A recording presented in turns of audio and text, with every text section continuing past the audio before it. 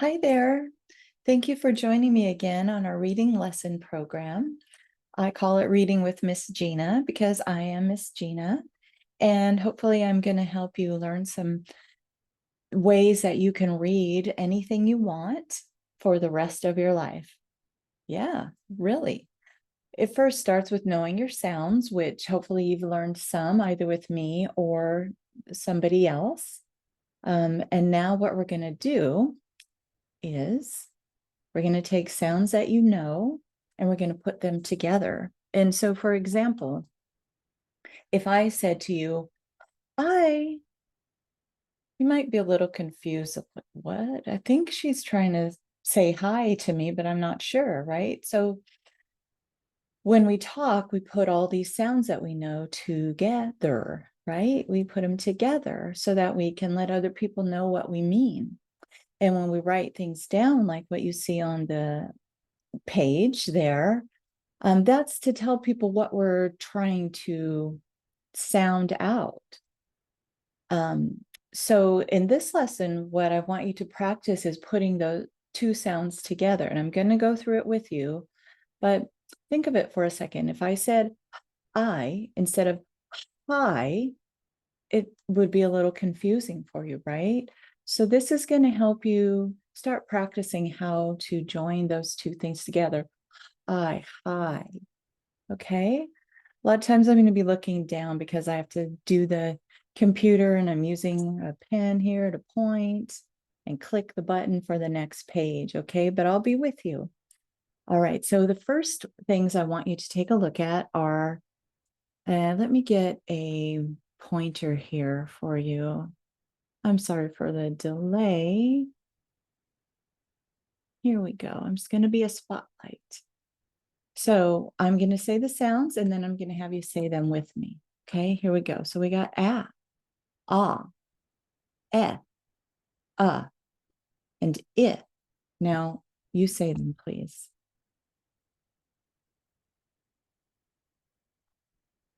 Yeah, very good. If you didn't remember them, that's okay. Just go ahead and look again. You're just learning, right? You can't remember everything all at once, no matter how good a memory we have. Okay, so the other sounds are t, n. Let me go back here on these two. So the is kind of like that was good. Closing your mouth. And then this one for nest or no is going to be more like you put. So pretend my thumb is your tongue, right? So your tongue could go up there. No.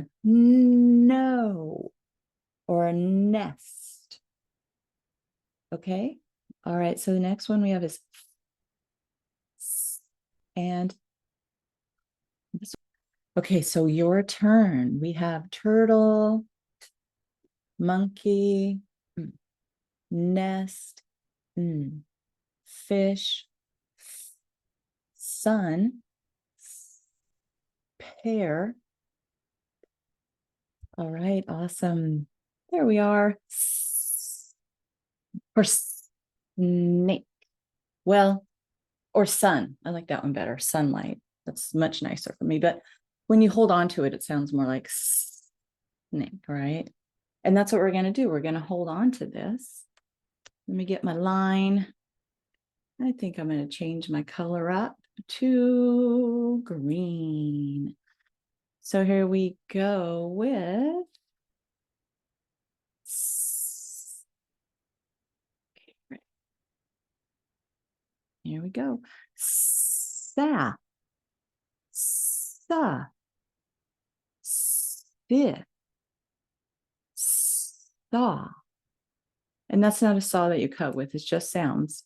Set. Great. Okay, we're on to the blue box.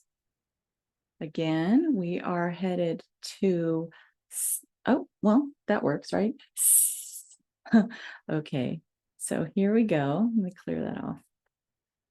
Ass, us, is, os, s.